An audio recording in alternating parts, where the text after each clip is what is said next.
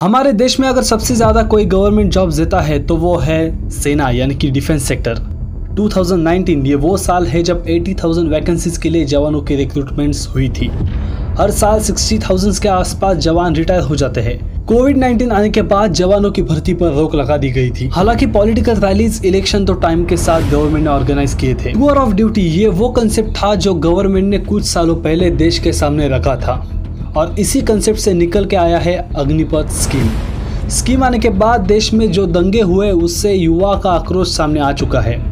क्या रीजन है जिसकी वजह से गवर्नमेंट को ये स्टेप उठाना पड़ा? किस तरह मिलिट्री मॉडर्नाइजेशन और डिफेंस बजट में बैलेंस बनाने की कोशिश गवर्नमेंट कर रही है, आज हम इस वीडियो में देखेंगे। उससे पहले चैनल को सब्सक्राइब करना ना भूलें। कैबिनेट कमेटी ऑन सिक्योरिटी ने भी एक ऐतिहासिक फैसला किया है।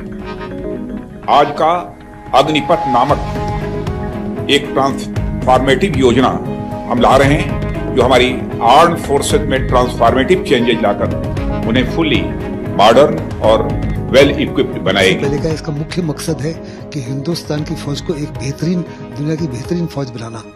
वो शायद भूल गए कि इस समय हिंदुस्तान की फौज दुनिया की सबसे बेहतरीन फौज है और एक सबसे बेहतरीन फौज को एक ऑर्डिनरी फौज बनाने में कन्वर्ट करने जा रहे हैं। तो लोग आएंगे, लेकिन आने के बाद में बहुत ही जबरदस्त निराशा छा जाएगी, क्योंकि साफ तौर पर जानते हैं कि 4 साल के अंदर में बिना कोई टर्मिनल बेनिफिट्स के उसको बाहर निकाल दिया जाएगा।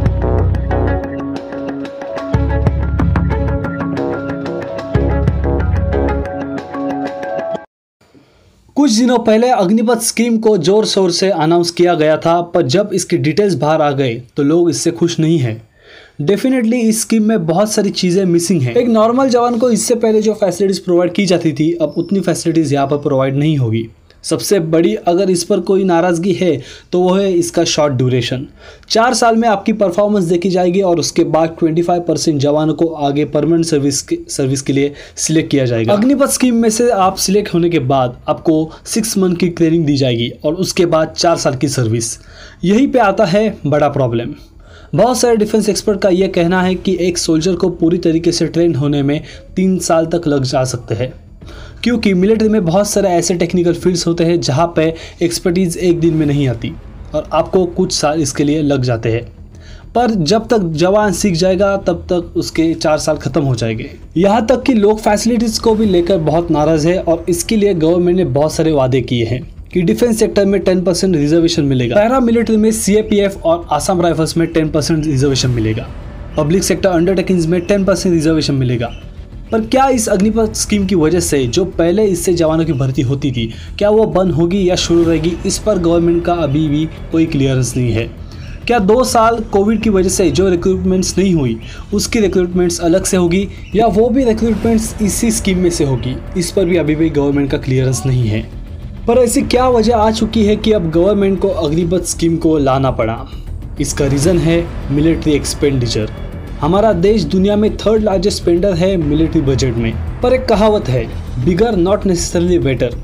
कहीं ना कहीं हम सबको समझना चाहिए कि मिलिट्री बजट का एक बहुत बड़ा शेयर जाता है सैलरीज और पेंशन में। किस तरह पेंशन्स का बिल बढ़ने की वजह से गवर्नमेंट और मिलिट्री को प्रॉब्लम हो रही है, ये मैंने इस वीडियो में एक्सप्लेन किया है बहुत ही डीपली। 5th, 6th और 7th जनरेशन वॉरफेयर के लिए अगर देश को और मिलिट्री को रेडी करना है तो इसके लिए technology, research and development, automated and advance vapour पर इन्वेस्टमेंट करना बहुत ही जरूरी है।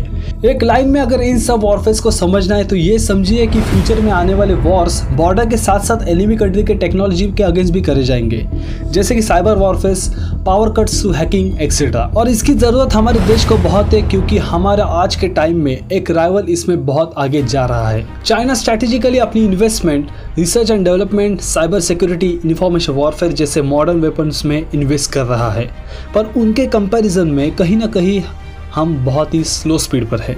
इंडियन आर्मी आज दुनिया की सबसे बड़ी स्टैंडिंग आर्मी है।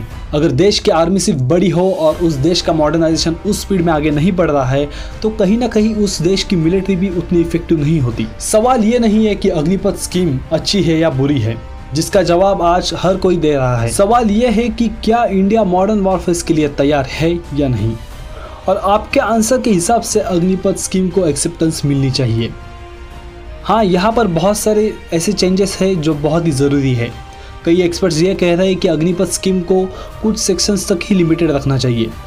कुछ एक्सपर्ट्स ये कह रहे हैं कि लमसम अमाउंट को 11 लाख से लेकर 30 लाख तक बढ़ाना चाहिए। और अग्निपथ सर्विस को कम से कम 7 ईयर्स तक एक्सटेंड करना चाहिए और उसके बाद कम से कम 50% जवानों को रिटर्न करना चाहिए। जैसे कि ये स्कीम अभी कुछ सालों के लिए टेस्टिंग मोड पर होगी, तो आने वाले समय में इसमें चेंजेस बहुत होंगे और होने भी चाहिए। पर ऐसे वक्त में हमें देश में दंगे करके आग भड़कानी नहीं चाहिए। जो रेलवे जलाई गई वो गवर्नमेंट के मिनिस्टर की जेब से नहीं बनाई गई थी, वो हमारे टैक्सेस से बनाई गई थी और इससे गवर्नमेंट को कुछ फर्क नहीं पड़ता। तो किसी भी दंगों से खुद को अफेक्टेड होने से पहले सभी डायमेंशंस देखिए, क्या सच में ये देश हित में है या नहीं।